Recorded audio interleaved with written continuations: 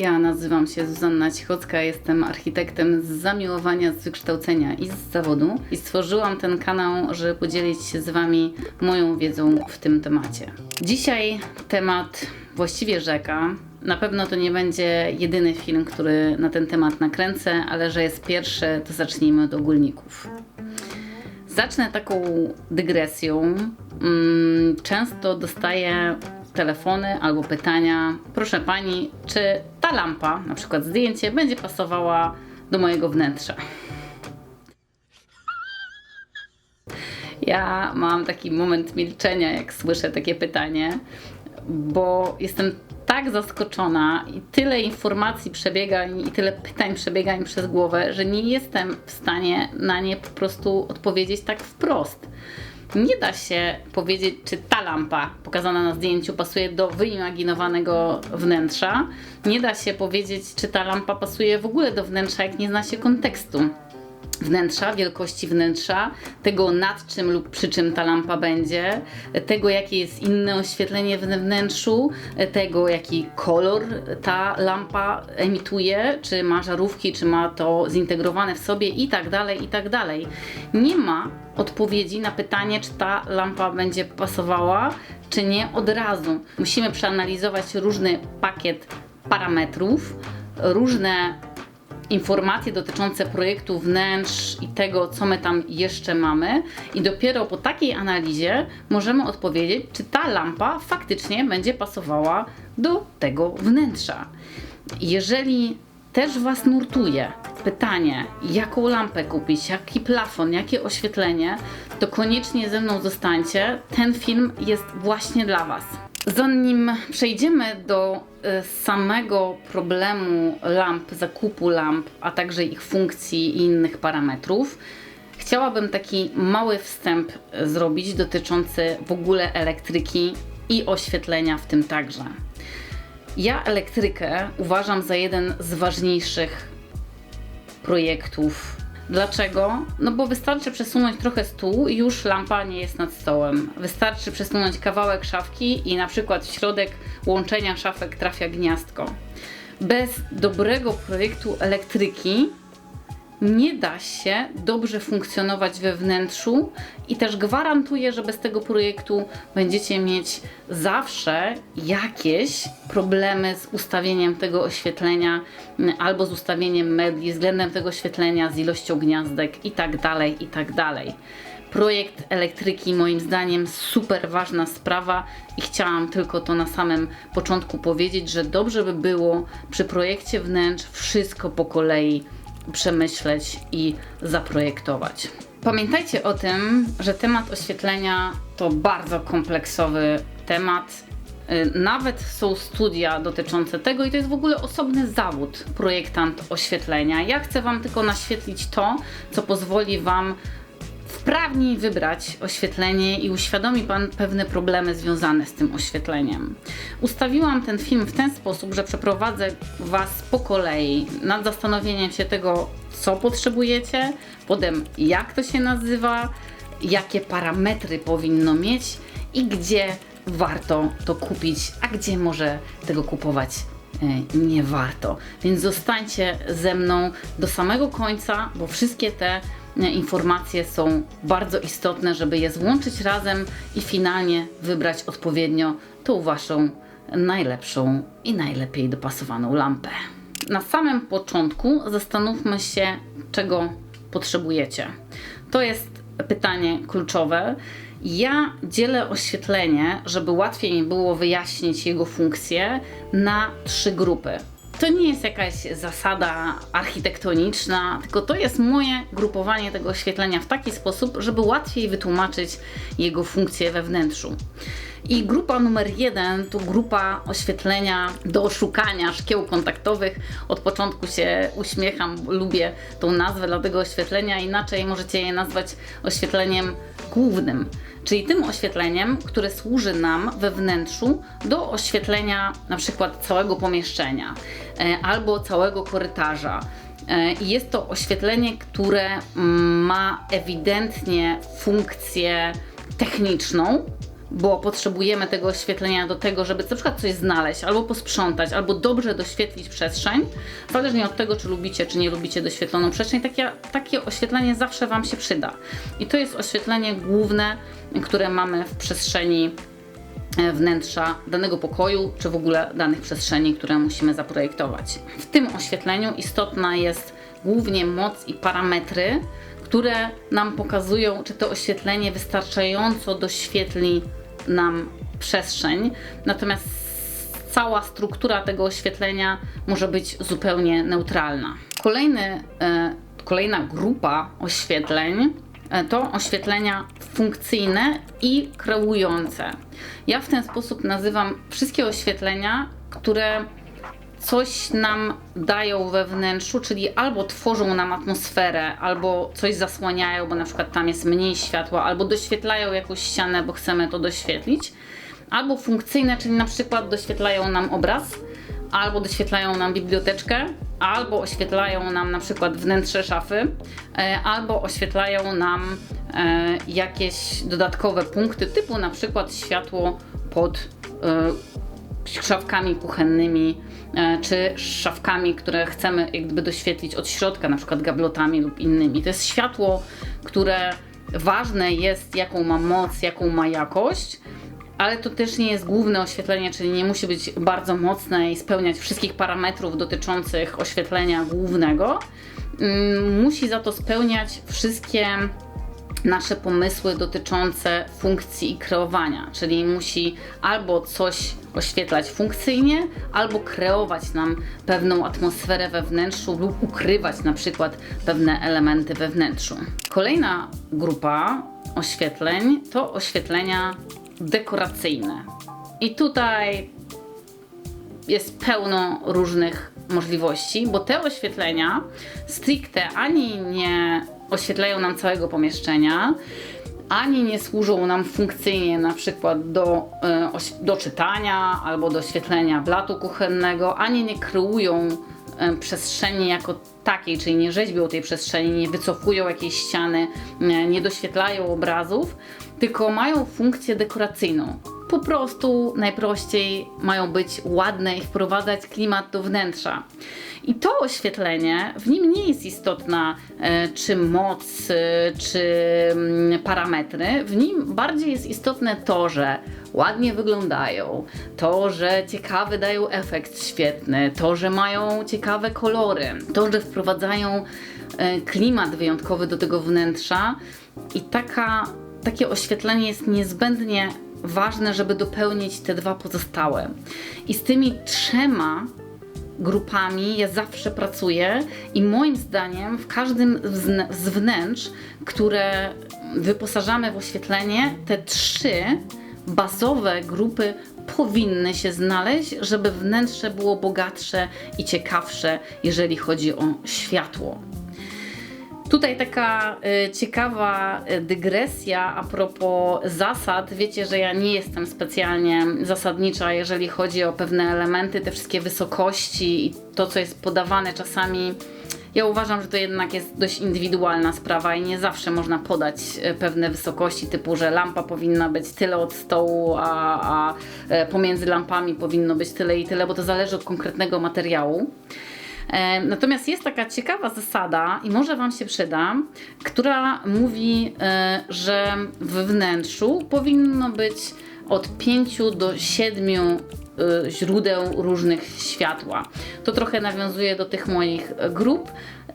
Nie przywiązywałam się do tego bardzo, ale trochę się z tym zgodzę, bo zobaczcie, że jeżeli mamy pokój z wnętrzem, no załóżmy, że to jest wnętrze salonu i mamy jakieś dwa źródła albo jedno duże, na przykład główne, no ale zazwyczaj to się jednak w dwóch zamyka. Potem mamy jakieś 2 albo 3 kreujące, czyli jakieś fajne kinkiety, może jakiś LED, który doświetla jakąś gablotę, albo LED pod jakąś szafką. No załóżmy, że będziemy mieć tutaj 3 takie oświetlenia i na przykład 2 lampki, to już mamy 6-7 oświetleń i to wnętrze będzie ładnie wyrzeźbione i na pewno bardziej atrakcyjne. Więc jeżeli Wam tak łatwiej, to może pójdźcie zasadą 5 7 i wtedy sprawdźcie, jak to u Was działa i czy macie wystarczająco dużo źródeł światła. Tutaj ku wyjaśnieniu, ja nie mówię dzisiaj o oświetleniu naturalnym, bo to jest też bardzo istotne, jak macie doświetlone wnętrze światłem naturalnym i co możecie zrobić, żeby sterować tym światłem naturalnym, ale umówmy się, że zrobię do tego osobny film, bo naprawdę nie sposób tego umieścić w jednym filmie. Światło naturalne, bardzo ważna sprawa, ale najpierw zajmijmy się oświetleniem sztucznym. Ok, kiedy już wiemy, czego szukamy, czyli jaką funkcję musi to światło spełniać, wejdźmy w szczegóły. Czyli teraz zbadajmy to, jakie parametry musi mieć nasze oświetlenie. I tutaj numer 1, kierunek światła, czyli zastanawiamy się, czy to światło ma nam świecić w dół na stół, na przykład takim trójkątem, czy takim trójkątem, czy ma się świecić, jest prosty język, czy ma się świecić całe, czyli dookoła, czy ma się świecić na przykład w górę. Czy kinkiet ma oświetlać konkretny element i być zgięty i świecić w dół, czy kinkiet ma oświetlać nam coś w górę, a może ma być ozdobą ściany i ma być jakiś na przykład w oświetleniu krzyżowym.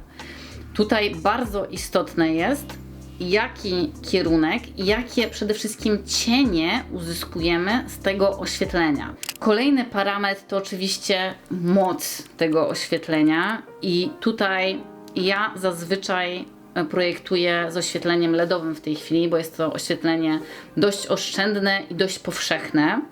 Oczywiście jeszcze możemy dostać klasyczne żarówki, ale raczej ich parametry są trudne do ustalenia i łatwiej mi w tych LEDach działać, więc zostajemy w LEDach. Jeżeli chodzi o moce LED, żarówek LED, macie zawsze to opisane i tutaj macie to w oprawach opisane zaraz przy parametrach. Oczywiście nie we wszystkich oprawach i tutaj też będę później mówić na temat tego, jak sprawdzać takie elementy i gdzie kupować te oprawy. Nie wszędzie one są podawane, ale w większości opraw są albo podawane żarówki, które można do środka włożyć i wtedy wiemy, jaka jest moc, albo możemy sprawdzić, jaka jest zintegrowany w środku LED i jaką on ma moc. Dlaczego moc jest taka ważna? Od mocy zależy, jak to światło będzie mocno pokazywało nam wnętrze. To oświetlenie, które jest główne, tak jak wspominałam, dobrze jest mieć mocniejsze, natomiast jeżeli mamy oświetlenie, które chcemy, żeby delikatnie wpływało nam na wnętrze, nie oślepiało nas, albo na przykład są lampki, które są od góry widoczne, to wtedy musimy tą moc zmniejszać. Bardzo przydatne jest to, że często producenci piszą, ilowatowa jest żarówka w porównaniu LED w porównaniu do starych watów. I dzięki temu możemy porównać sobie na przykład starą żarówkę 60-watową do nowej żarówki LEDowej, która zdecydowanie będzie miała mniej tej mocy, ale większą moc świetlną. Więc warto sprawdzić sobie, ile ma moc dana żarówka albo dane zintegrowane światło w lampie. Tutaj od razu powiem a propos zintegrowanych lamp i lamp, które są na żarówki. To też jest ważny parametr i zastanówcie się nad tym, jak to kupujecie. Czy lepiej Wam kupić lampę z zintegrowanym oświetleniem, czy z żarówkami. To nie jest tak, że to z zintegrowanym jest jakoś dużo gorsze od tych na żarówki. Obydwie mogą się tak samo zepsuć, od razu Wam powiem. Oczywiście lepiej kupować to z zintegrowanym z wyższej półki, bo wtedy jest dłuższa gwarancja, ale jeżeli nie ma innego sposobu, ja bym się tych lamp z oświetleniem zintegrowanym nie bała, bo czasami po prostu nie ma innego sposobu na to, żeby wprowadzić na przykład ciekawy element dekoracyjny. Na pewno te lampy dekoracyjne z wbudowanymi LEDami, myślę, że nie trzeba się ich obawiać, można z nich skorzystać. Ale oczywiście zastanówcie się, co będzie lepsze też dla Was i dla Waszego funkcjonowania, bo oczywiście łatwiej wymienić żarówkę niż całą lampę. Kolejnym parametrem jest kolor. Kolor światła i tutaj to troszeczkę od Was zależy, jaki kolor lubicie, ale zawsze sobie sprawdźcie. Ja od razu powiem, że bardzo lubię 3000K. 3000K to jest taka barwa jasna, delikatnie ciepła. Ona nie jest taka żółta, bo ja nie przepadam za tym żółtym światłem, ale tutaj widzę u moich klientów, że to jest bardzo indywidualne. Im mniej tych tysięcy przed, czyli na przykład będzie 2000, tym bardziej jest żółta.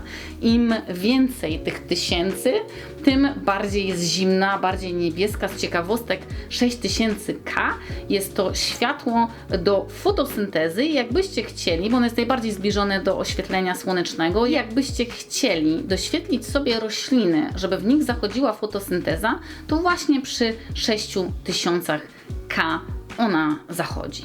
Tak więc wybierzcie sobie ten kolor oświetlenia, który Wam najbardziej pasuje. Bardzo polecam w oświetleniach głównych, kreujących i funkcyjnych mieć barwę o jednym nasyceniu, czyli na przykład 3000K. Te lampki ozdobne mogą mieć różne, bo je włączamy dla klimatu wnętrza, nawet czasami mogą być RGB, więc zmieniać w ogóle kolory.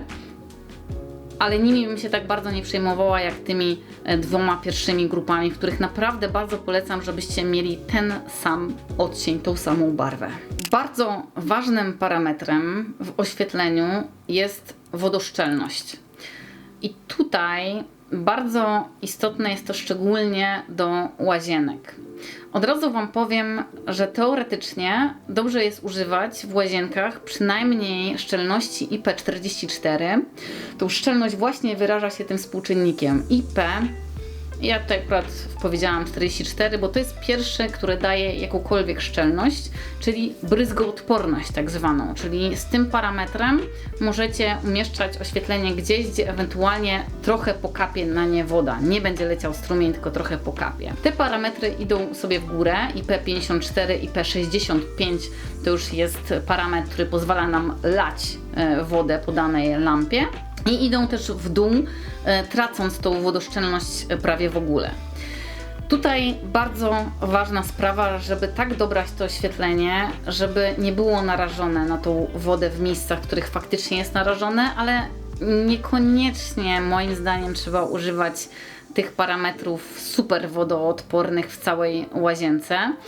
Nazwijmy to, że trzeba to w granicach rozsądku używać. Dlaczego to mówię? Bo mamy dość ograniczoną liczbę lamp z tą szczelnością. To są lampy droższe, czasami nawet moim zdaniem mają gorsze światło, ale to jest moje zdanie. I czasami fajnie jest użyć jakiejś lampy dekoracyjnej, która nie ma szczelności, też w łazience. Tutaj oczywiście to odpowiedzialność spływa wtedy na Was, że ją użyliście, bo po pierwsze taka lampa może łatwiej korozji ulec, a także może być trochę mniej bezpieczna, więc dobrze się zastanówcie, gdzie ta lampa jest nastawiona na wodę, a gdzie jest kompletnie od tej wody uchroniona i w ten sposób dobierzcie sobie szczelność i wodoodporność w tych miejscach, gdzie jest to po prostu niezbędne. Kolejny parametr to, z czego ta lampa jest zrobiona. Czyli czy to jest lampa szklana przezroczysta, czy to jest lampa matowa, która nie będzie miała odblasków, w której nie będzie widać na przykład żarówek, czy to jest lampa w kolorze na przykład, która w momencie, kiedy ją zapalimy, da też od siebie jakiś kolor, jeżeli chodzi o abażur albo jakiś wzór na przykład. To jest bardzo istotne, z czego ona jest zrobiona, bo to światło, które przez nią przechodzi, będzie wpływało na całe wnętrze, więc koniecznie zastanówmy się na temat materiału. Pamiętajmy, że zawsze możemy bardziej poszaleć w lampach dekoracyjnych z materiałem, natomiast troszeczkę mniej z funkcyjnym, bo funkcyjne jednak ma konkretną rzecz, którą musi nam załatwić. Jeżeli tam ta rzecz zostanie zaburzona względem formy, którą daje lampa, czyli ta forma nam właściwie zaburzy tą funkcjonalność, to nie będzie pełniła tego, do czego ją zaprojektowaliśmy. Więc koniecznie zastanówcie się nad materiałem, z którego jest zrobiona dana lampa. I ostatni parametr, ale bardzo ważny w dzisiejszych czasach, to jest parametr dotyczący sterowania oświetleniem. I tutaj wchodzą nam w grę nie tylko czujki ruchu, bo możemy kupić zarówno lampę z zintegrowaną czujką ruchu, jak i także możemy kupić sobie lampę, która ma już wbudowane bezpośrednio sterowniki do inteligentnego sterowania oświetleniem w domu. Tutaj też trzeba zrobić osobny film i myślę, że już tak powoli się do niego zabieram, czyli film o domu inteligentnym, czyli tym, co może w domu być sterowane. Natomiast to nie jest ten film i nie będę tu się dużo rozgadywać, ale uważam, że takie gadżety, jak na przykład sterowanie głosowe, czyli mamy asystenta, wchodzimy do mieszkania, mówimy: asystencie, włącz nam scenę na przykład 1 i włączają nam się tylko te światła, które zaprogramowaliśmy, no to jest jednak super gadżet w dzisiejszych czasach, bardzo ułatwiający nam życie, no szczególnie jak wchodzimy do tego mieszkania z 2 światłami i naprawdę nie mamy jak włączyć oświetlenia. Więc sterowanie w oświetleniu jest super ważne, to są świetne czasy na to, żeby wykorzystać technologię dla ułatwienia nam życia.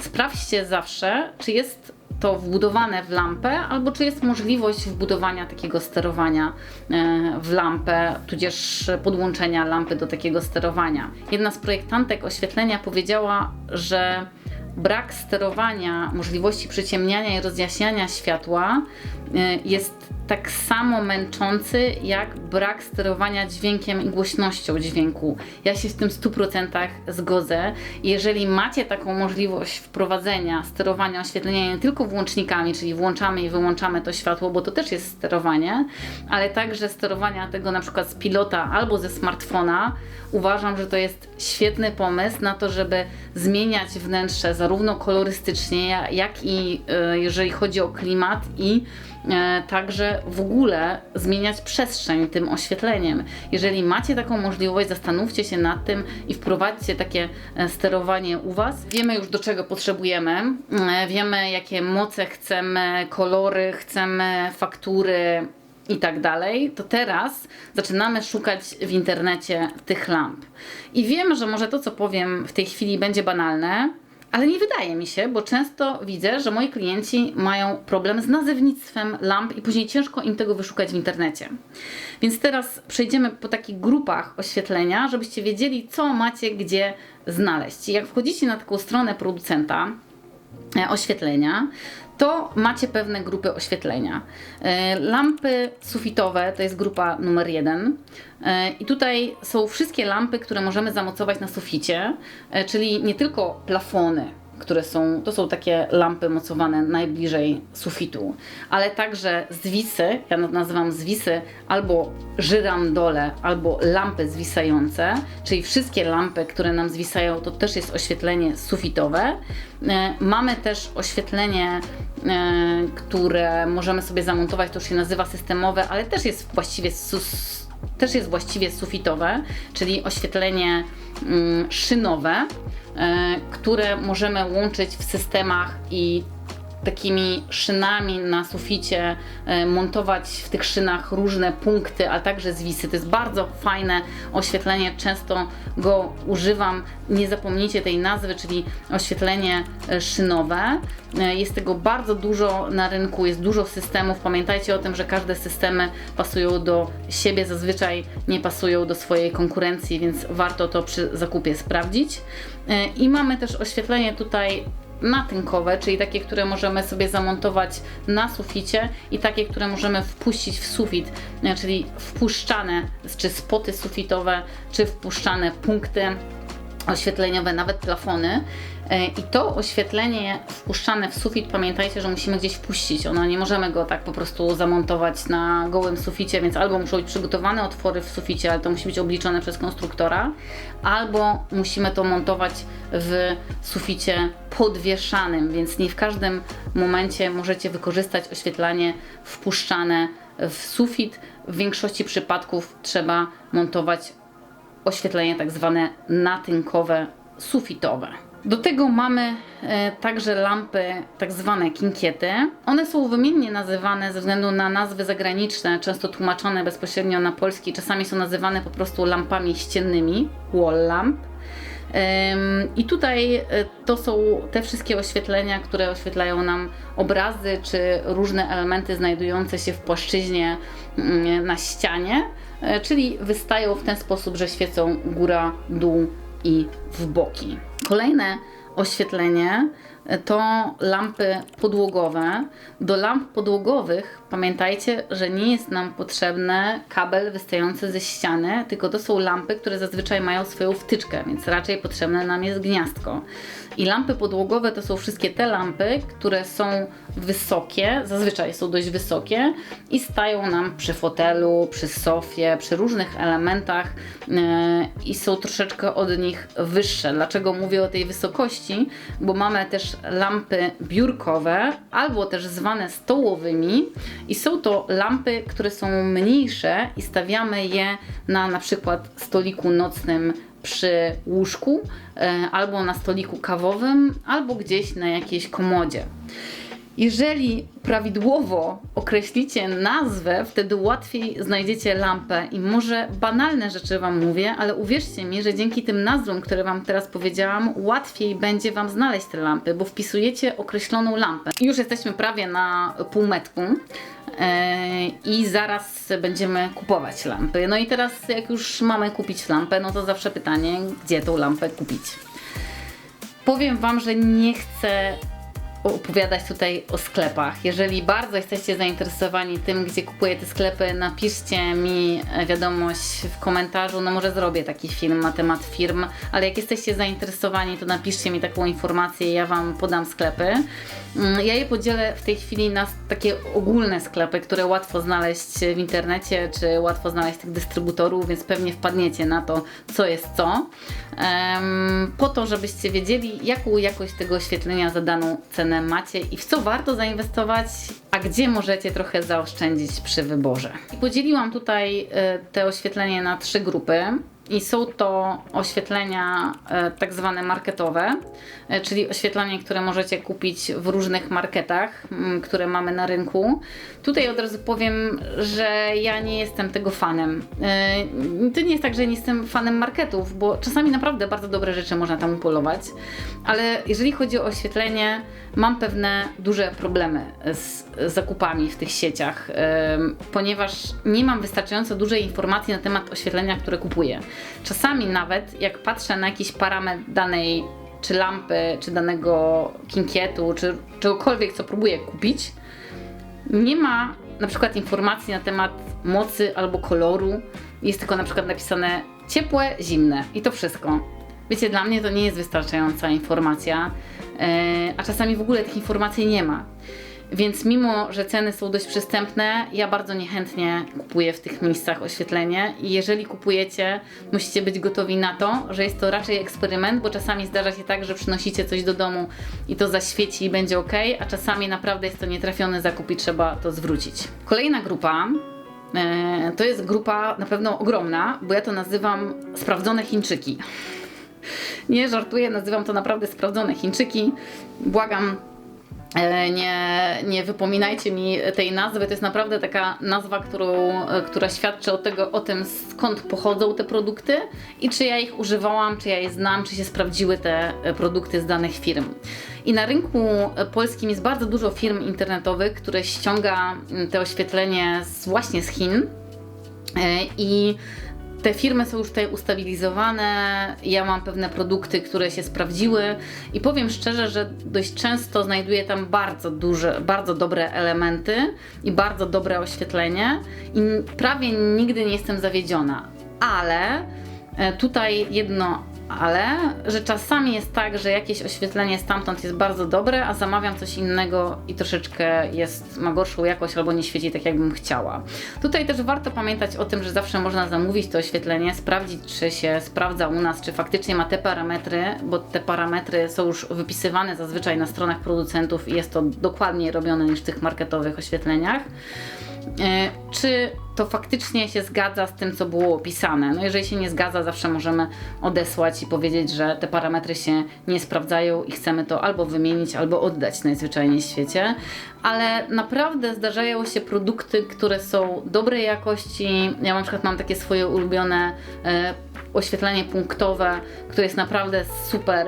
Nigdy nie mam do niego uwag i zawsze to polecam nawet do bardzo luksusowych realizacji, więc da się znaleźć takie firmy, które sprowadzają oświetlenie między innymi z Chin, które mają dobrą jakość, pokazują większość parametrów, o których Wam mówiłam i naprawdę za tą cenę mają bardzo dobrą jakość. I ostatnia grupa to jest grupa sklepów specjalistycznych z oświetleniem.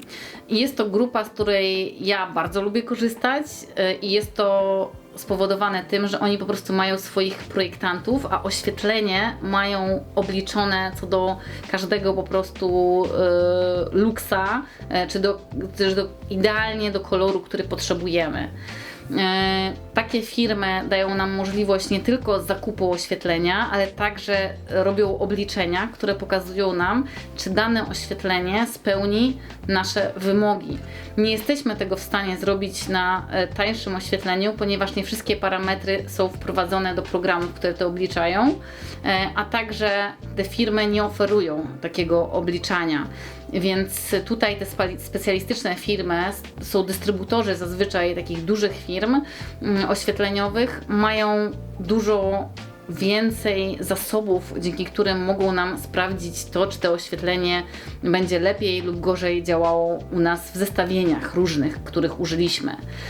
No nie będę ukrywać, że jako architekt bardzo lubię z tego korzystać, ponieważ mam możliwości, jakich nie dają pozostałe firmy. I mogę posprawdzać rzeczy, których normalnie nie daję rady, ponieważ ja jako architekt nie korzystam z programów oświetleniowych. To jest w ogóle osobny zawód, trzeba naprawdę dużo wiedzieć na ten temat, żeby to obliczyć. Więc jeżeli mam taką możliwość i mogę współpracować z osobą, która projektuje to oświetlenie, jest to dla mnie ogromny komfort. Niemniej jednak wszystko idzie z ceną, bo te ceny tutaj naprawdę rosną już nie 2, 3, czasami 4, 5, a nawet czasami 10-krotnie, zależnie od tego, co wybierzemy. I nie zawsze w budżecie po prostu mamy na to, żeby wykorzystać taką firmę i taką dystrybucję oficjalną jakichś bardzo znanych marek. Dla porównania, żebyście wiedzieli z czym to się je, ten plafon, o którym wspomniałam, to oświetlenie punktowe, którego ja używam i naprawdę sobie bardzo cenię, tego mojego Chińczyka, można powiedzieć, ono kosztuje około 125 zł za jedną sztukę.